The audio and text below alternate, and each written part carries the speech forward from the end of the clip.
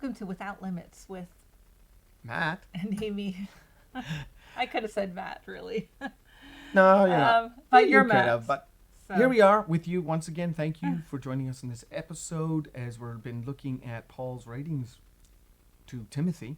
yes. And this one is called Man Up.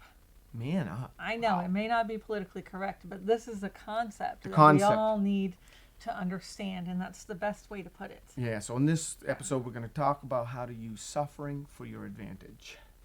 Yes. I know that doesn't sound like an exciting one, but don't turn it off yet, okay? Because we got some good stuff coming. Do you want to open up with the first verse? All right, let's put these on so I can read. Okay, Which one we is it? have... We're going to 2 Timothy chapter 1, verse 8. 8. Therefore, Paul's telling Timothy, do not be ashamed of the testimony of our Lord or of me, his prisoner, but join with me in suffering for the gospel according to the power of God. Paul doesn't want to do it alone, or what? Well, you know, what we're talking about, we're looking at a situation where persecution has come to the church through the Roman Empire. Yep. Timothy's thriving church is starting to fall apart. Mm-hmm. And things are not going the way they're supposed to be going. Ooh. And Paul is pretty much telling him, well, and Paul's talking from prison at this time. He's actually been imprisoned for the gospel. Yep. And so he's telling Timothy, look, man up. You're going to suffer. Now, that's what we all Don't want to be hear, ashamed, right? because shame can come out of that. Because if things don't look like very victorious or you're overcoming, you can start feeling ashamed because you think you're a loser, or because even you're going denial comes through it, in. or denial. Look at Peter, you know, Jesus, things are not going the way the disciples thought. Right. Things are falling apart. Jesus, the Messiah, their king, who's supposed to be enthroned on the earth, the disciples thought, you know, so they could be up there in the kingdom with him, sitting on his right hand and his left hand, a couple of them. Things weren't looking that way because Jesus was arrested and being put on trial. And here's Peter denying Christ because he's ashamed of the gospel at that moment, at his association with Jesus.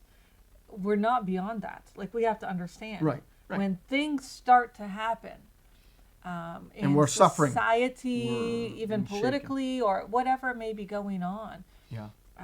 When things are shaking, we need to stand firm. That verse, I think it's Ephesians 6, where it's talking about the armor of God. Yep. And then it ends with having done all to stand. That's what we're talking about. Man up, taking that stand today, even in the face of warfare, persecution. So here's what suffering can be. It can be the pain of progress, procrastination. I gotta learn how to say it. Procrastination and persecution. She's helping me out. It can come from different ways. That's what we're saying here. Right. Because either you can have pain when you're progressing into something, or you can have pain when you're just procrastinating and sitting back doing nothing. You're going to have a different kind of pain. So we want to talk about that because we're going to face suffering of some sort. Because you know what? We can't control everything around us. God is in control. But you were taking territory. We're moving and stepping into new things. We're going to look at what that looks like here today. In this episode, we're just going to start breaking open some of this stuff so that you can apply that. And say, you know what I'm suffering going through right now, there's always someone suffering worse than you. That's true. We got to remember that too. True. And we can go through some horrible stuff. And there's people. It's just the way it is. I thank you, Jesus, for being with us. But even if I am suffering, you suffered for me.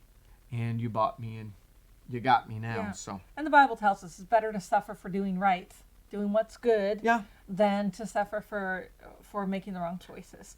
Because either way, like you said, either way it's coming. There's no neutral. You know, it rains on the just, the unjust. Right. Suffering's going to come. We can't avoid it. We're not trying to tell you you're going to have a horrible life, you know, but because we are overcomers. But how to take advantage of suffering and use it for your good. How can we apply it? Yeah. How we can't let it like knock us down and keep us back. Amy has an awesome book. Should order that. Yes. It is called Propelled by Crisis. And it's just powerful to take a crisis situation. How can we do that and come out ahead on the other side of crisis? Right.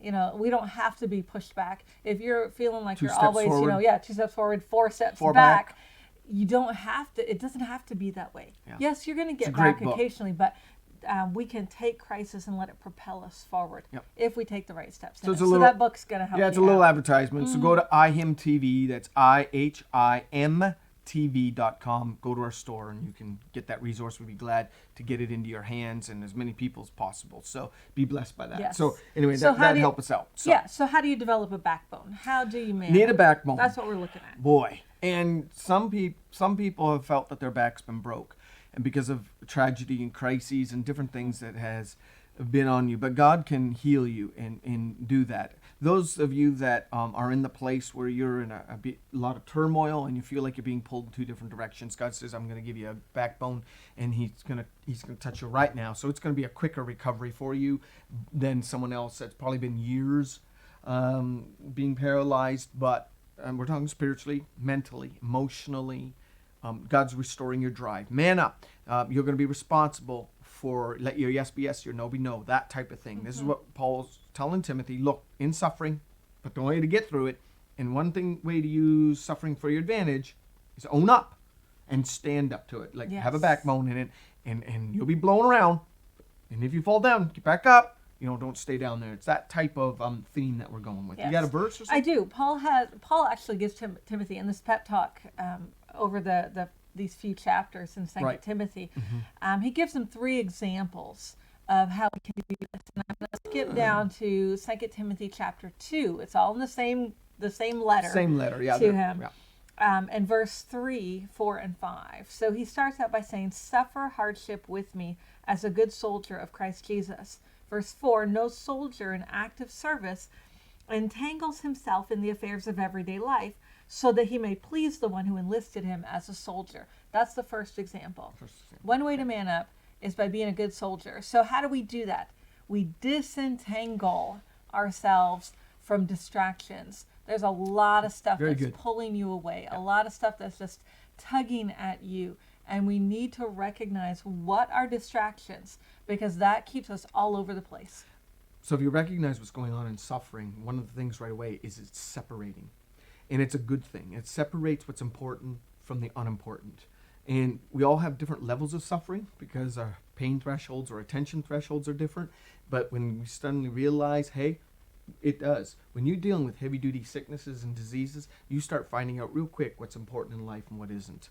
And so this suffering, whatever that may look like for you, this separation or distractions in our case, it's got to divide. It's separating. That's the best I can say for that. So one way to use this to your advantage is, hey, what is being separated here? What is going on that's going to help me be able to make priorities?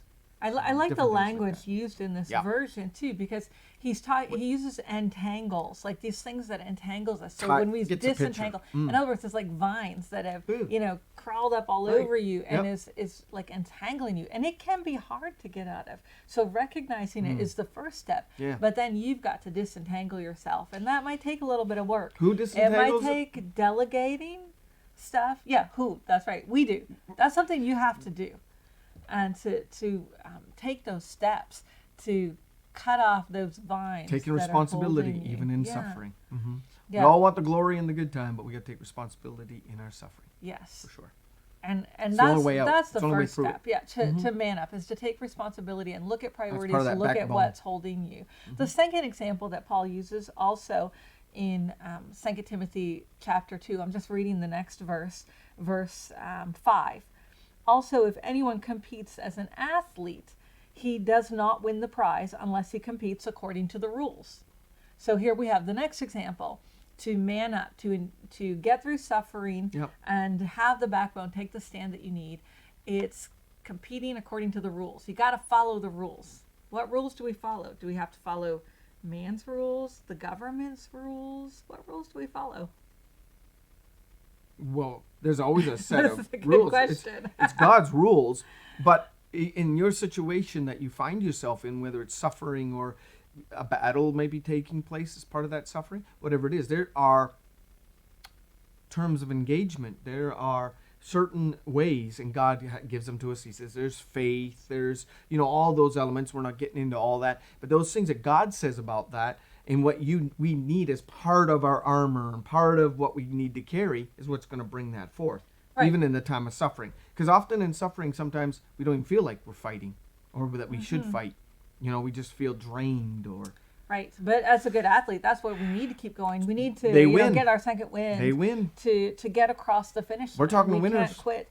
So you're gonna win. So it's going, but it's following kingdom principles. We can't do whatever Shortcuts. we want and then expect God to bring that blessing and to get us through this. We have to follow the rules that God has set out. We have to do this with integrity. We have to do it with righteousness. We have to do it with the grace of God, with his thoughts, his ideas. And so when we engage on our own terms, we're not going to get the prize. We're not going to get across that line. So, and sometimes that may mean God's ways are not man's ways. And if, the disciples had to face this decision on occasion when they were preaching the gospel, and the political entities of the time told them, you've got to stop preaching in this name. And their response was, we have to obey God rather than man. So sometimes that does mean taking a stand in that way. This is where the backbone comes in. We have to know what rules are we following. And those are the ones we've got to stick to, no matter what other people are saying around us. Because I tell you, the enemy's going to get in there. Voices are going to come to you. People are going to tell you, oh, you don't need to do that. Don't worry about that. You're doing this the hard way. And they're going to go on this. But you know what God has said, and that's what you have to follow. The last example that Paul gives in verse 6 of 2 Timothy 2 is the hardworking farmer ought to be the first to receive his share of the crops. What kind of working farmer? Hardworking. And I think that's the last thing Just based on diligent. these examples. Yeah. Diligent. You got to be willing to put in the work. Even when you're suffering, you got to be diligent. That's right. You got to be willing to put in the work. Again, we can't just sit back and pray and expect get up God early, to get out fix there in the everything. beating sun. They have to get critters and rocks, remove rocks, whatever the farmer's facing. Yeah. That's a suffering. It's not like really easy. It's not like sitting out on the back deck having a barbecue. Yeah, God doesn't have a magic wand that he waves and all of a sudden they're doing everything is better. They're doing it for the harvest. Yeah. Doing it for the harvest. And they the result. recognize that, and that's the thing. As whether we're a soldier and we're engaging in battle, we know that the desired outcome is the win, right? Whether we're an athlete, we know that the finish line or whatever, the win. That's what we're going for. The farmer, he's going for the harvest. Yeah. And you will reap if you don't faint. I know you mentioned that verse earlier. It's all right. That's why we keep going. That's why we take the stand, because we know the end result. Correct. I've got one other You've got to see the end result. For that. Otherwise you forget why you're on the journey. And then your suffering, it becomes pity. You become pitiful. Yeah. Pitiful. Yeah. What am I Full doing? of pity. Well, I can read it. Romans 8:18 talks about that. It's thinking about the end result. It says, "For I consider that the sufferings of this present time are not worthy to be compared to the glory that's revealed to us." Or some versions say in us. See, there's something that's coming from this. And that's what we have to focus on. That's what gives us the strength in our backbone to be able to stand. Because I recognize that this suffering is temporary. Yes, it is. Until whatever needs to be accomplished is accomplished. If the enemy wants to destroy you, it's that way. If you give up, the other way is victory if you win. So suffering, you're going to face suffering either way. If you do something, if you do it through action, what you're doing is you're deposing. It's an authority word. You're deposing something that's ruling in that area because you're taking new territory. You're moving into new areas, part of your vision that got stirred, and you're moving in towards that. So you have to depose something maybe that might be illegally reigning there, ruling there, because you're going to replace that place. And so there's a resistance, which is they're going to create a suffering. It's not a comfort thing. Or if you're in complacency, we're going to suffer also in complacency because now we're at the whims of other things. The dictates and the whims of other forces is going to, it just removes our, complacency removes our options, okay? We can't control everything, even when we're active.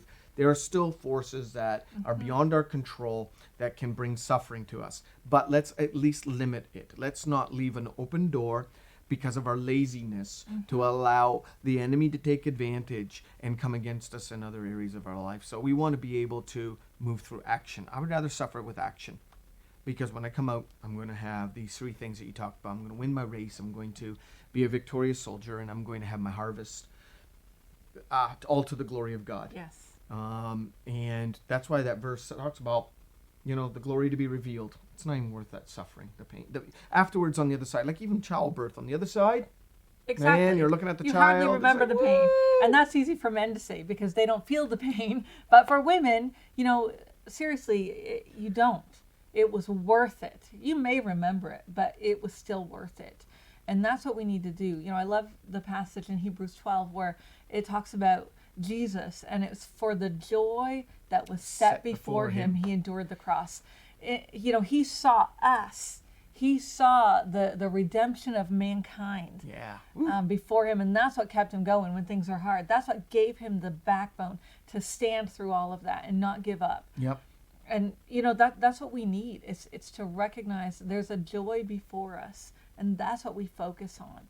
And we don't let shame come in, and we don't let weariness come in and rob that joy or that harvest, that win, whatever it is that looks like for you want to use for an example. So taking suffering and making it an advantage, making it work for you instead of against you, even when things are seemingly out of control, but you will soon get control in the sense that God just begins to do some things in you, and you kind of get your feet under you a little bit, and then before you start gaining ground is these things that we've been talking about today.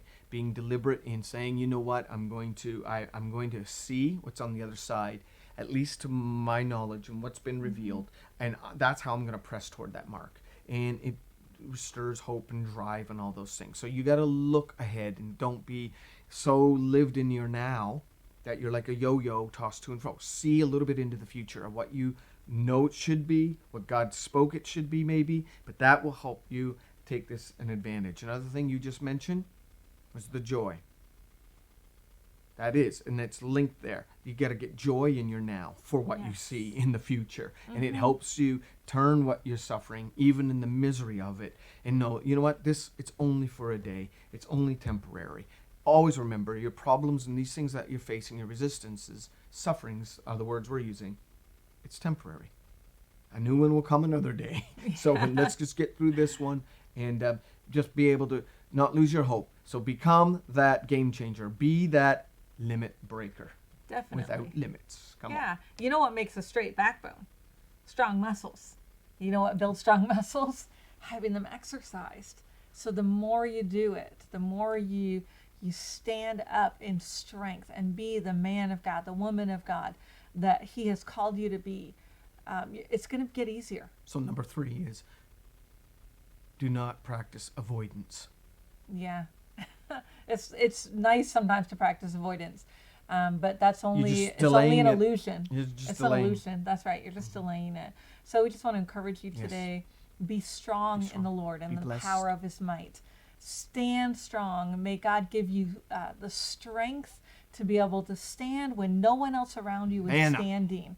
May he give you the grace, the power to make the choices and act in the way that you need to act in order to see the glory of God revealed in your situation. Be blessed. Thank you for listening.